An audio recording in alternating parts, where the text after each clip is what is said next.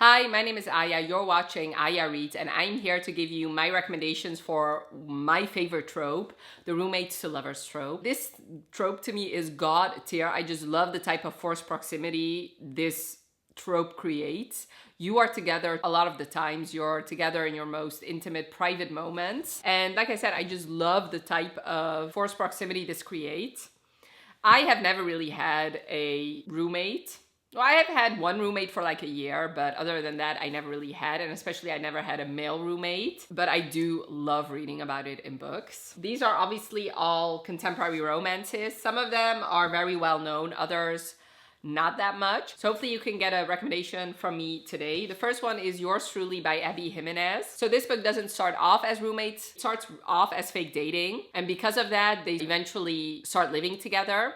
Basically, you follow Dr. Brianna, and she has the ambition of becoming the chief of the ER, but her boss tells her that there's another person that's going to be her competition, and it's Jacob, Dr. Jacob Maddox, and she hates him from the very beginning, also because he does some things that are kind of awkward and weird. Eventually he writes her a letter saying that he's not interested in becoming chief, and also that he has social anxiety, so everything that he did that was like rude or stuff like that is because of his social anxiety. So because of that, they start becoming friends. Eventually they start fake dating because his brother started dating his ex. So he wants his family to kind of accept that new relationship for his brother's sake.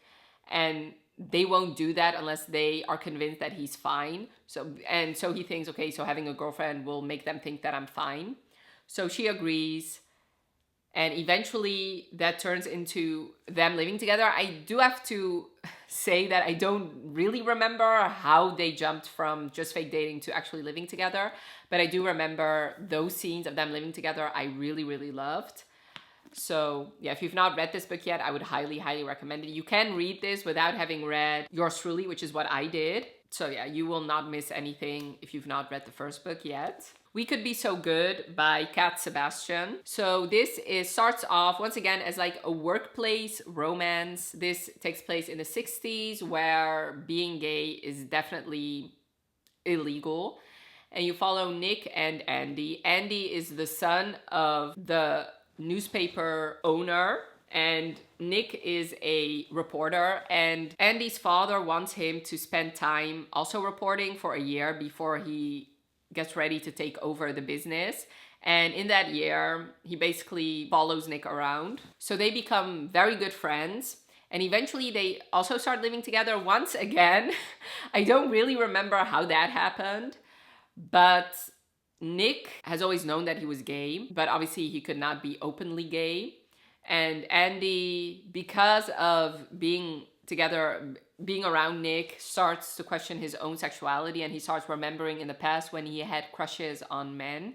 And eventually it turns into a romance. I really love this book. I read this for, first of all, actually I read this one for the Goodreads Choice Awards video I did of 2023. This one I read for my diverse romances of 2023, and I really, really loved it. So yeah, if you're looking for a good historical romance, male-male romance, check this one out because it's definitely unique. Hook, Line, and Sinker by Tessa Bailey. This is the second book in her Ballinger Sisters series. And this one you follow Fox and Hannah. And they met in the first book, and ever since then they've become really good friends.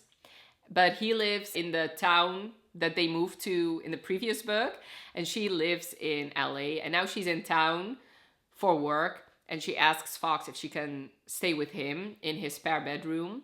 And yeah, obviously a romance happens. This is not my favorite. I definitely prefer It Happened One Summer, but I really loved, so a big chunk of this book is them not being in the same place. They're constantly texting, but obviously being in the same place, them seeing each other in their pajamas, and at night, obviously things happen. And like I said, this to me is a classic case of not just bringing the couple together, but bringing them in such close proximity that things are bound to happen. I just really love that.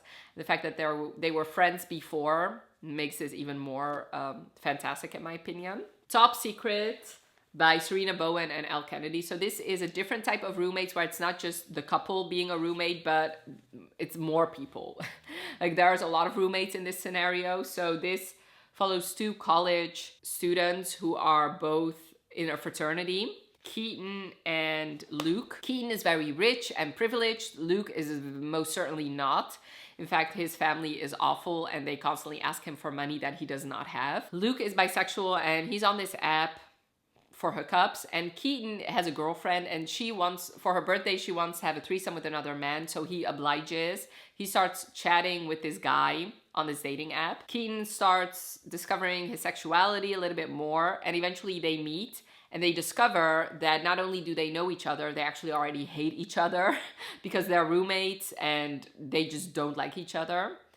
And then Keaton starts experimenting with Luke, and obviously feelings ensue. This is one of my favorite books. One of my favorite books I read last year. I really, really loved it. And this just made me more convinced that I really should read Him and Us by Serena Bowen and Elle Kennedy, because that is the more popular romance that these two have written.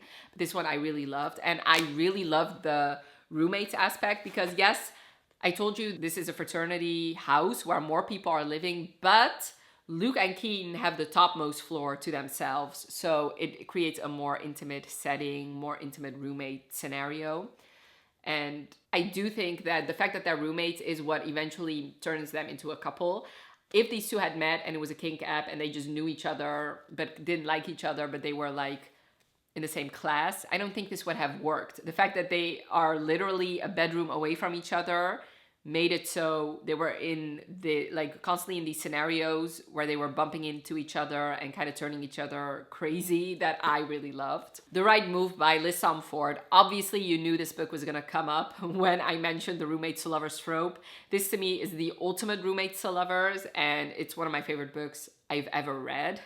Basically you follow Ryan and Indy. Ryan is a professional basketball player and Indy is Ryan's sister's best friend. Indy just got out of a long-term relationship where her boyfriend cheated on her and now she needs a place to stay. Her best friend asks her brother if Indy can stay with him for a while so that she can save up a little bit of money so that she can move out into her own place. He reluctantly agrees. He really doesn't want to. He's very set on his privacy, but since he loves his sister so much, he agrees. He at first does not like her, partly because of things that happened in the first book between them, like weird interactions they've had. And also she's sunshine, she's very loud. She just basically turned his life upside down when she started moving in with him, where she started living with him. And like, once again, this turns into a forced proximity situation where he cannot resist her. She's literally a bedroom away. They share a kitchen. His love language is definitely acts of service. And the fact that they're roommates really shows that, because he makes sure to get the kind of breakfast she likes. He knows what kind of coffee she likes, so he makes sure to make that for her. Eventually he starts building her a bookcase. His love language is very clearly shown because they are roommates. Obviously you still can have acts of service if you're not roommates, but the fact that they are makes it so he can show that he likes her in little ways just for the fact that they are actually living together. Final Offer by Lauren Asher. So this actually starts off as a neighbor romance and eventually turns into a roommate romance, which I really love. This is also Second Chance.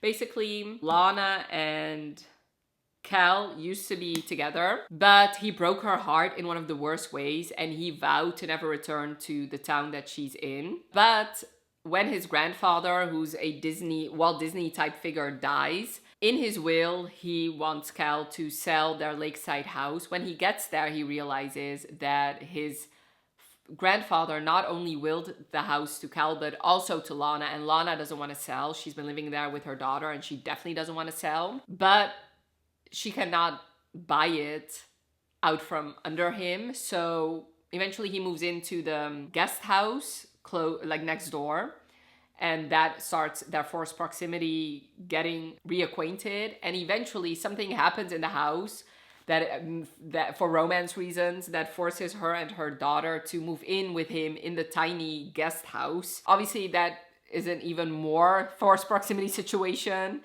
and all kinds of things like shenanigans ensue. I really love this book. Once again, I read this for the Goodreads Choice Awards and fell in love with this book. And one of the big reasons is the roommates to lovers aspect that I really loved. Next is The Frat Boy by Nikki Sloan. Once again, obviously a college romance.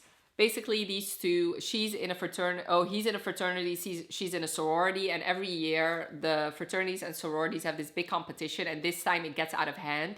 And because of that, both Colin and Madison get kicked out of their respective fraternity and sorority, and they both need a place to stay. So both of them enter this ad for an adult film company where you can make money and also have a place to live. So they audition and they end up auditioning together. They obviously don't know the other one also applied.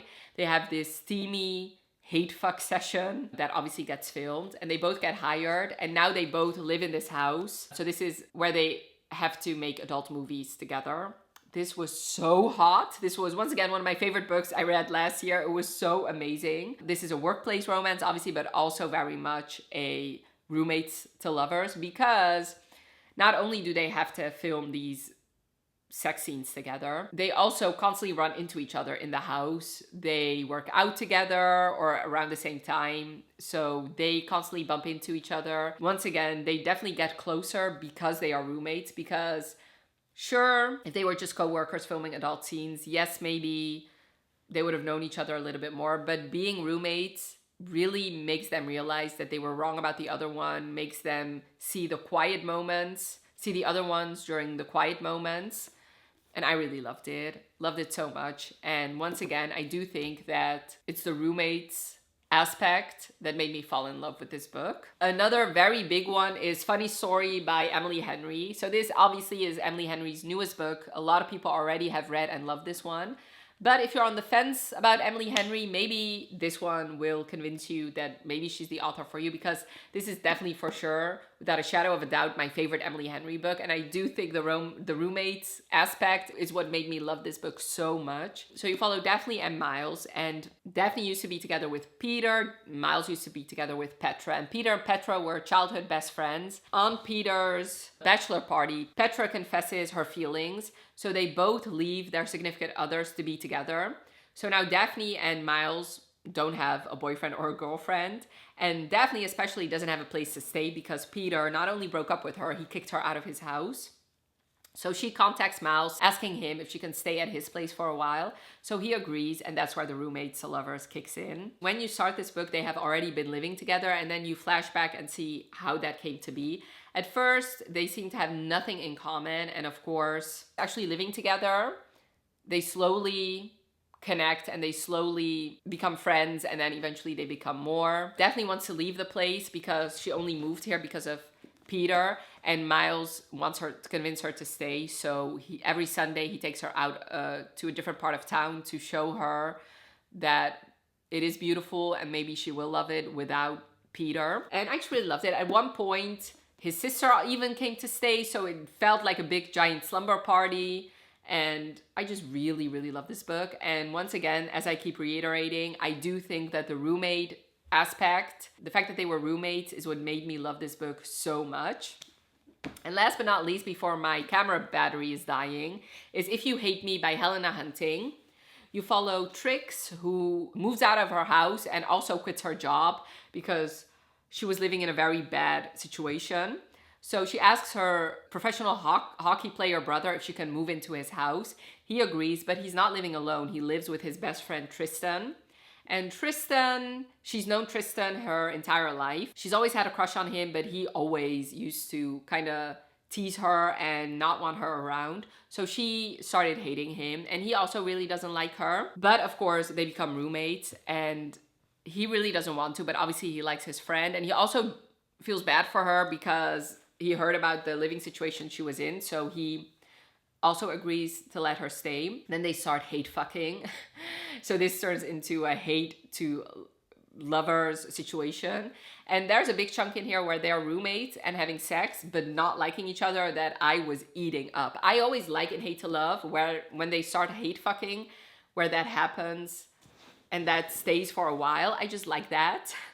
And then he is a very emotionally repressed hero, and he doesn't really treat her all that well. a lot of times.